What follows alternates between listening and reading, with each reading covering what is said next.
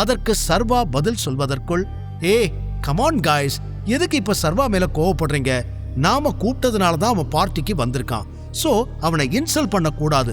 சர்வா, உனக்கு என்ன வேணுமோ நீ சாப்பிடு, நான் பில் பே பண்ணிக்கிறேன் என்று பெருந்தன்மையாக கூறினான் கிருத்திக். வாவ் கிருத்திக், நீ எவ்வளோ ஸ்வீட். அவனுக்காக நீ பில் பே பண்றேன்னு சொல்ற, ஆனா அவனை பாரு, எதுக்குமே ரியாக்ட் கூட பண்ணாம அப்படியே இருக்கான். ஏ சர்வா, உனக்காக தான் கிருத்திக் இவ்ளோ பேசுறான், அவனுக்கு ஒரு தேங்க்ஸ் கூட சொல்ல மாட்டியா என்று கேட்டாள். இப்போது அனைவரது பார்வையும் சர்வாவின் பக்கம்தான் திரும்பியது. அவன் தேங்க்யூ சொல்வானா என்பதை ஆவலோடு பார்த்தனர். இன்னொரு புறம் சர்வா கோபத்தில் கொதித்துக் கொண்டிருந்தான். நடக்கும் எதையும் அவனால் பார்த்து கொண்டு பொறுமையாக இருக்க முடியவில்லை.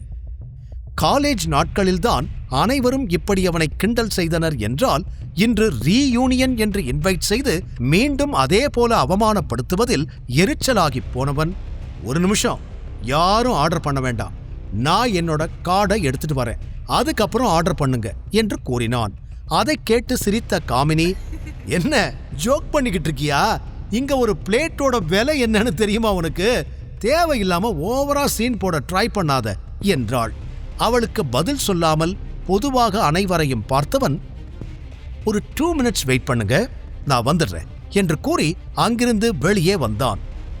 விக்ரமன் அவனுக்கு என ஒரு கார்டை ஏற்கனவே கொடுத்திருக்க, அது சர்வாவின் காரில் இருந்தது. அதை எடுத்துக்கொண்டு மீண்டும் ஹோட்டலுக்குள் நுழைய வந்தவன் அப்போதுதான் அந்த ஹோட்டலுடனே அருகில் இருக்கும் பாரை கவனித்தான். உடனே உள்ளே சென்று தனக்கு ஒரு ஷாம்பைன் ஆர்டர் செய்துவிட்டு வேடிக்கை பார்க்க, அப்போது அவன் கண்ணில் பட்டாள் பெண் ஒருத்தி.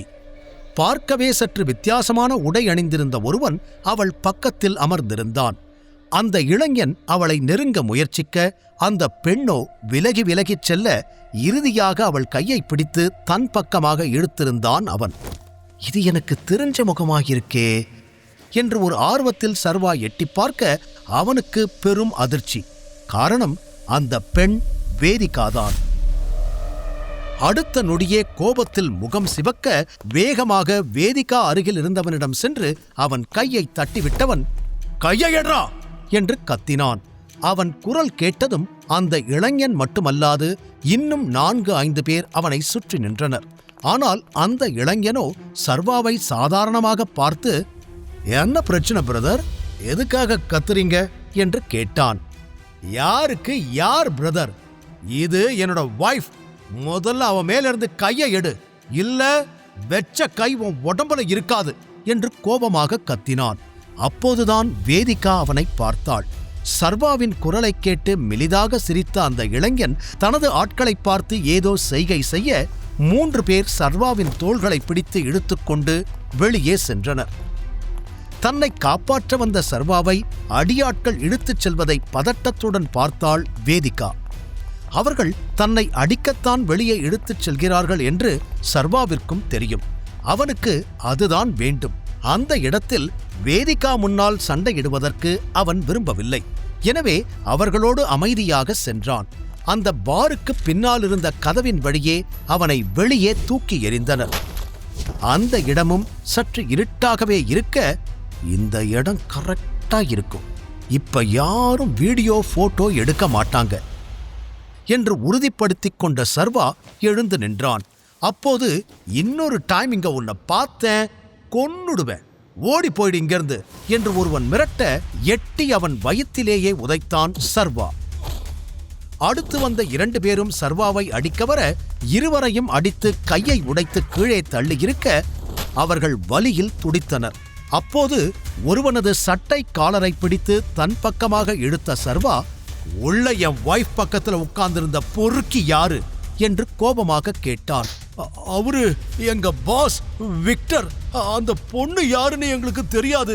இன்னைக்குதான் எங்க பாஸ் அந்த பொண்ணை பார்த்தாரு. பார்த்ததும் அவருக்கு ரொம்ப பிடிச்சு போச்சு, அதனால என்று வலி தாங்க முடியாமல் அவன் விளக்கம் சொல்ல, சர்வாவிற்கு கோபம் அதிகமாகி மீண்டும் அவனை அடித்தவன், நீங்க எல்லாம் எந்த கேங் என்று கேட்டான்.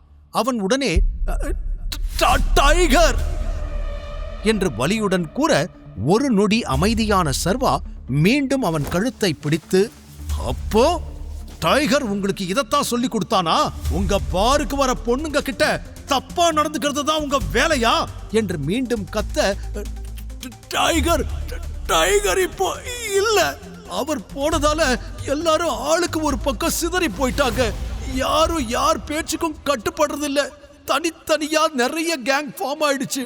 ஆனா எல்லா கேங்கும் 2 லேபிளுக்கு கீழே தான் வரும். ஒன்னு ஆதிசேஷன், இன்னொன்னு சூர்யா. இந்த மாதிரி தப்பு எல்லா இடத்துலயும் நடந்துகிட்டு தான் இருக்கு. அங்கெல்லாம் போய் தட்டி கேட்க முடியுமா உன்னால என்று வலியில் பேச முடியாமல் அவன் பேசி முடிக்க சர்வா ஒரு நொடி திகைத்தான். அப்பா இறந்ததுக்கு அப்புறம் இங்க நிறையவே மாறி இருக்கு, எல்லாத்தையும் சரி பண்ணணும் என்று மனதிற்குள் நினைத்து கொண்டவன் பிறகு எந்திரி என்று அவனை எழுப்பி நிற்க வைத்தவன், முதல்ல ஹாஸ்பிட்டலுக்கு போ, உன்னோட மெடிக்கல் பில்ல விக்ரமன் ஆபீஸுக்கு அனுப்பி வை, அவங்க பே பண்ணிடுவாங்க என்று கூறினான். அதில் மெல்ல எழுந்து நின்றவன் தன்னுடைய மற்ற 2 ஆட்களையும் எழுப்பிவிட்டு, இப்போ நீ என்ன சொன்ன? விக்ரமனா? உனக்கு அவரை தெரியுமா என்று சந்தேகமாக கேட்டான்.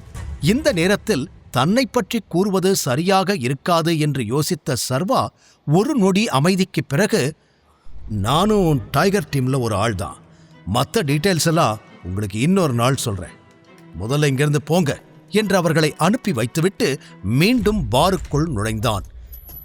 மறுபடியும் என்னோட பொசிஷனை அடையிறது மட்டும்தான் வேலைன்னு நினைச்சா இங்க நிறைய வேலை இருக்கும் போலியே, இவங்களை எல்லாம் திருத்த முடியுமான்னு தெரியல, ஆனா கண்டிப்பா செஞ்சே ஆகணும் என்று யோசனையுடன் வந்தவன் வேதிகாவை தேட அவள் அங்கு எங்கும் இல்லை. எங்க போனா இவ என்று பதறிய சர்வாவிற்கு இதய துடிப்பு அதிகரித்தது. வேதிகா எங்கே? விக்டர் வேதிகாவை என்ன செய்ய போகிறான்? சர்வா அவளை காப்பாற்றுவானா? தொடர்ந்து கேளுங்கள். Tiger returns. முழு கதையையும் கேட்டு மகிழ பாக்கெட் FM ஆப்பை டவுன்லோட் செய்யுங்கள். லிங்க் டிஸ்கிரிப்ஷனில் கொடுக்கப்பட்டுள்ளது.